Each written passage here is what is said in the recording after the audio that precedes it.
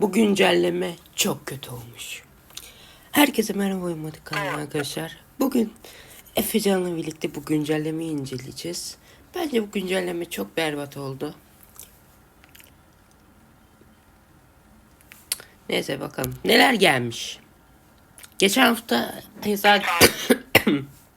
geçen hafta olmuştu live canlı yayın. Şimdi önceki şeyimiz Java'da Bedrock Hardcore moda geçişte çok farklı bir menü deneyiminiz var diyor. Menu experience for getting into hardcore mode. So in Bedrock, we have this nice little toggle that you flip that says, I want to play this in hardcore mode. But my favorite part is that in the corner where you have your little image of your world that you're about to join, a little outline appears, and then the hardcore. Beta'da hardcore modlar oluyordu. Artık tam yani 1.22'de bence bu iyi bir şey. İyi bir şey de diğerlerine bir bakalım. Heart like starts to pulse there, so you really know that you're going to have a very difficult experience in front of you. When you've been playing Minecraft for a long time, you get into a routine, and you do things on the regular that are just very normal for you. When you play hardcore mode, you have to break that routine and create an entirely new way to play that is maybe a little bit more risk averse, unless you want to play very often, very short bursts, but your experience is always going to be unique and very different because that one life to live changes the entire way that you play. Java'da vardı ya. We're super excited for you to try hardcore mode, and maybe you'll feel a little safer if you're able to bring those extra items with you in the new bundles. Ama zaten bak ne diyor burada? Bundle. Bakın arkadaşlar bir şey diyeceğim. Efecan sen de dinle. Keseler zaten çok eskiden getirmişlerdi de sonra kaldırdılar falan. Neden ama neden? Ya optimizasyonu mu yapamadılar? Hani dokunmatik şeydi ve bilgisayardaki şeyi. Acaba onu mu yapamadılar?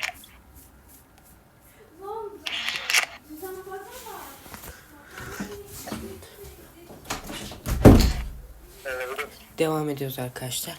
Galiba onu yapamadılar. Neyse. Ama This is Matthew, take one. Neyse, zaten birazdan göreceksiniz. Madende giriyoruz değil mi Efecan? Evet, giriyoruz. Bir stek kalıyor.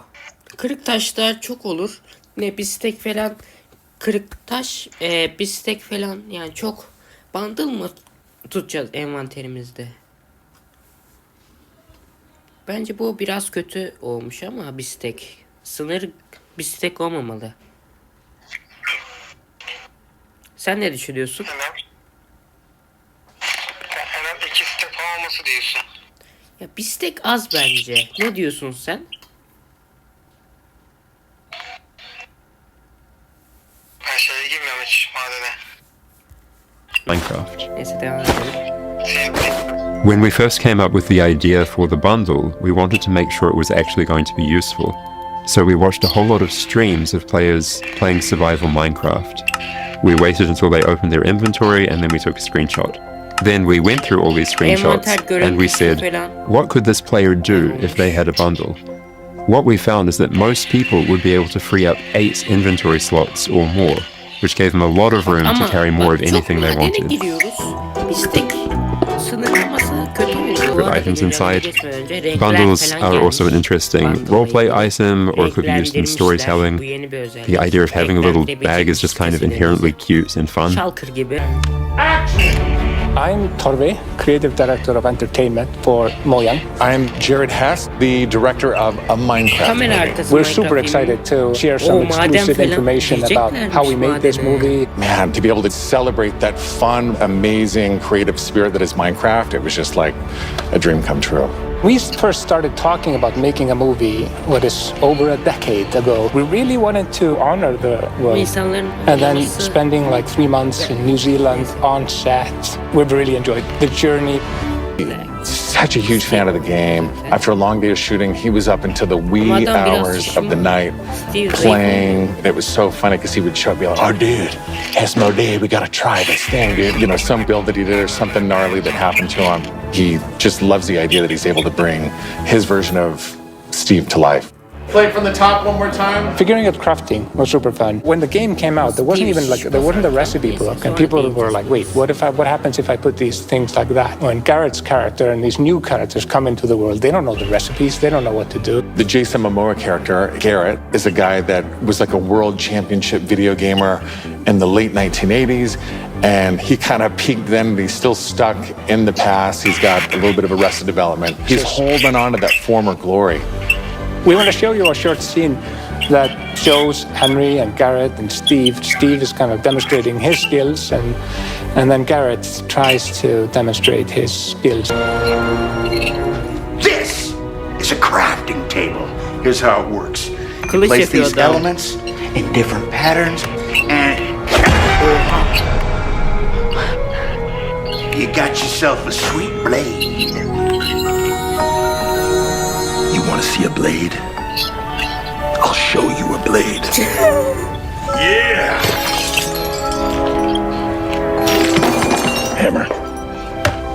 Madene girmişler. That's okay, bud. Buckets are useful here. When we were designing crafting and talking about Jason Momoa gibi birine pembe bir şey giydirmişler. Bu bence saçma ama neyse. Ha, sonuçta adam Aquaman de hani güçlü ya. Burada biraz neyse. Şimdi Steve'den bahsedersek, Efecan, Steve'in kusurunu ne buluyorsun?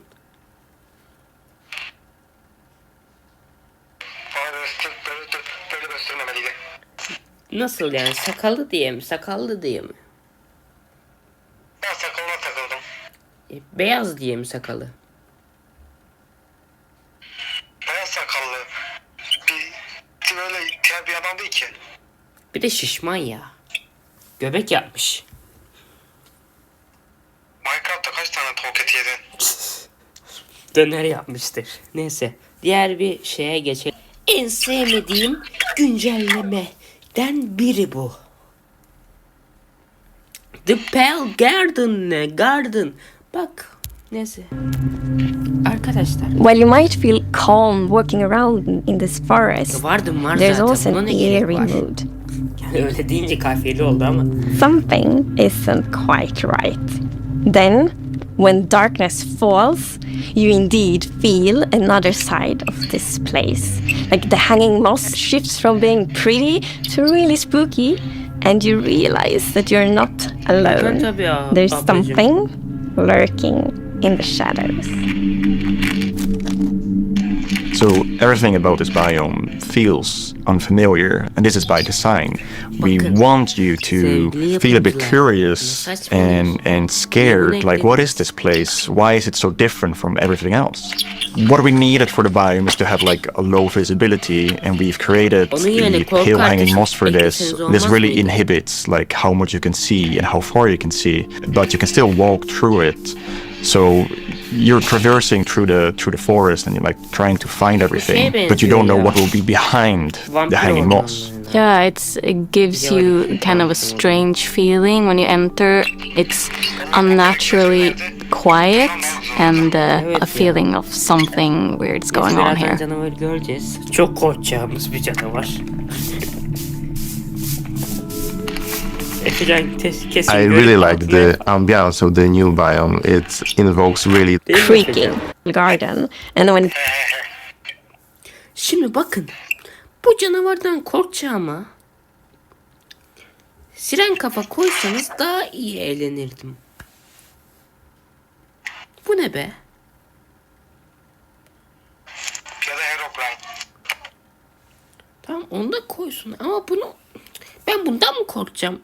Üç gözü var. Aa, çok korktum. Altına yaptım. Aman Allah'ım. dark at night, it's kind of hard to see it except accept those like Bari illicit içinden bir şey eyes. çıksa. Yeah, and it also interacts with those trees, which is super fun. Neymiş? There's a Ağaç special canavarı. new block that it has a connection Galiba to. öyle.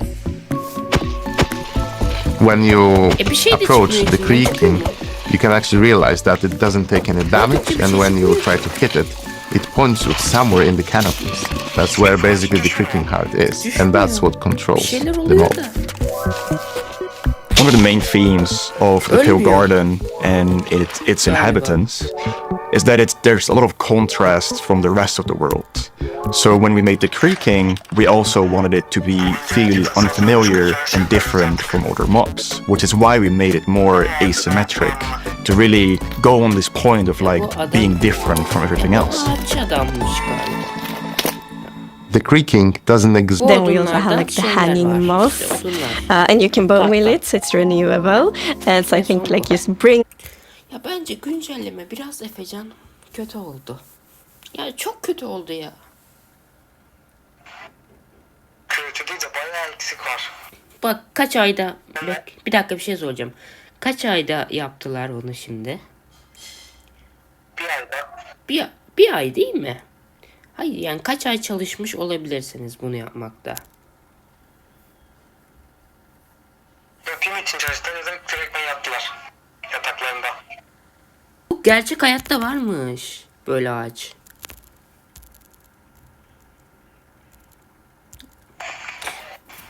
Bundan mı korkacağım ben? Söylesenize arkadaşlar. Bir yorumlarda destekleyin beni. Efecan, puanlama kısmına geldik. 10 üzerinden kaç verirsin? 4. Sen? Yani bir küçük minnacık emek var.